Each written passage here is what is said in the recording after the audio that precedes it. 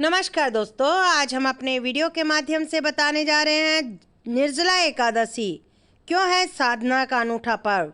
जानिए पूर्ण विस्तार से।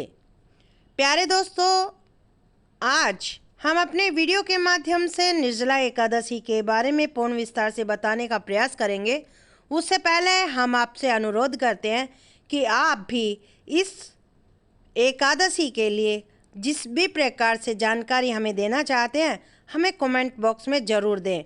और साथ ही श्री विष्णु जी का जयकारा अगर आप कमेंट बॉक्स में लगाते हैं तो वो भी हमारे लिए आप द्वारा दिया हुआ एक अनूठा उपहार होगा। प्यारे दोस्तों, ज्येष्ठ मास की शुक्ल पक्ष की एकादशी को निर्जला एकादशी कहा जाता है। एक और ज्येष्ठ मास की भीषण गर्मी, जिसमें सूर्यदेव अपनी किरणों की प्रखर उष्मा से मानो अग्नि वर्षा कर रहे हों, दूसरी ओर श्रद्धालु धर्मप्राण जनता द्वारा दिन भर निराहार एवं निर्जल उपवास रखना। सूर्योदय से सूर्यास्त तक ही नहीं अपितु दूसरे दिन द्वादशी प्रारंभ होने के बाद ही व्रत का प्रायण किया जाता है। अतः पूरे एक दिन एक रात तक बिना पानी के रहना, वह भी इतनी भीषण गर्मी में, यही तो है भारतीय उपासना पद्धति में कष्ट सहिष्णुता की पराकाष्ठा। मठ, मंदिर एवं गुरुद्वारों में कथा प्रवचन, धार्मिक अनुष्ठान एवं शब्द कीर्तन आदि के कार्यक्रम जहाँ दिन भर चलते हैं, वहीं शीतल जल के छबीले लगाकर राहगीरों को बुला बुलाकर बड़ी आस्था के साथ ठंडा व मीठा पानी पिलाया जाता है।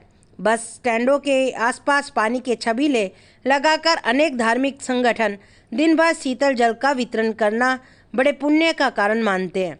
निर्जला एकादशी को पानी का वितरण देख आपके मन में एक प्रश्न अवश्य आता होगा कि जहाँ इस दिन के उपवास में पानी न पीने का व्रत होता है, तो यह पानी वितरण करने वाले कहीं लोगों का धर्म भ्रष्ट तो नहीं कर रहे हैं।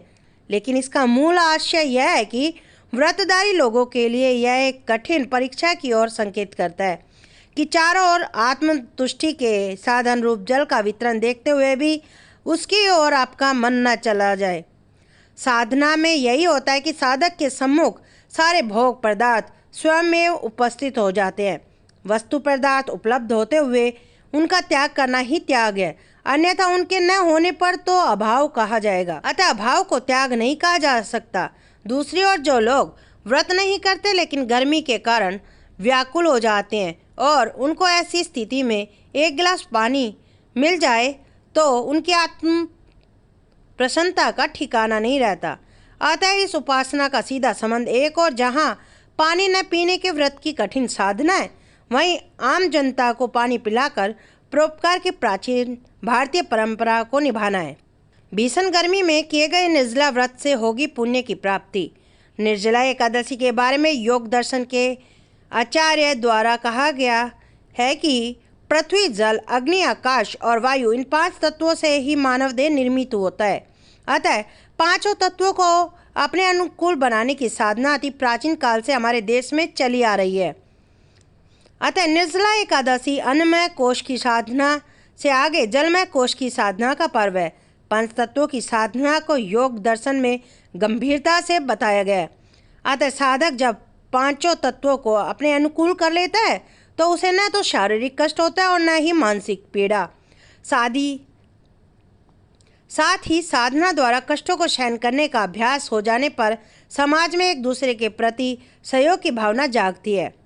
निर्जला एकादशी व्रत के बारे में महाभारत में महर्षि व्यास जी के वचन हैं कि पूरे वर्ष में होने वाली एकादशी, जिनमें अधिमास भी सम्मिलित है, यदि कोई न कर सके तो भी वह निर्जला एकादशी का व्रत करता है तो उसे सभी एकादशियों के व्रत का पुण्य फल पूर्ण रूप से प्राप्त होता है। इसलिए व्यास जी ने भीमसेन को निर्जला एकादशी व्रत करने की प्रेरणा दी, क्योंकि जठराग्नि तीव्र होने के कारण भीमसेन बिना खाए रह नहीं सकते थे।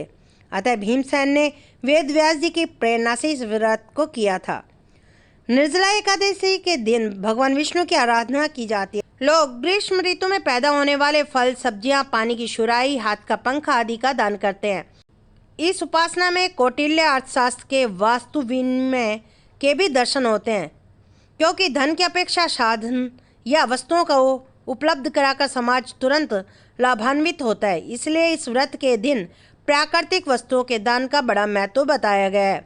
आर्थिक रूप से सामर्थ्यवान लोग प्राकृतिक वस्तुओं के साथ धन, द्रव्य आदि का भी दान कर समाज को आत्मबल प्रदान करते हैं। प्राचीन काल में धर्मज्ञ राजा एवं सामर्थ्यवान लोग निर्जला एकादशी को जल एवं गोदान करना सौभाग्य का पर्व मानते थे। इसलिए जल में वास करने वाले भगवान विष्णु की पूजा के उपरांत दान पुण्य के कार्य कर समाज की सेवा की जाती थी। आज भी अधिक नहीं तो थोड़ा ही सही श्रद्धालु लोग इस परंपरा को अपने सामर्थ्य के अनुसार निर्वाह कर। वीडियो आपको पसंद आया हो तो आप लाइक करें, शेयर करें और हमारे चैनल को सब्सक्राइब करना ना भूलें।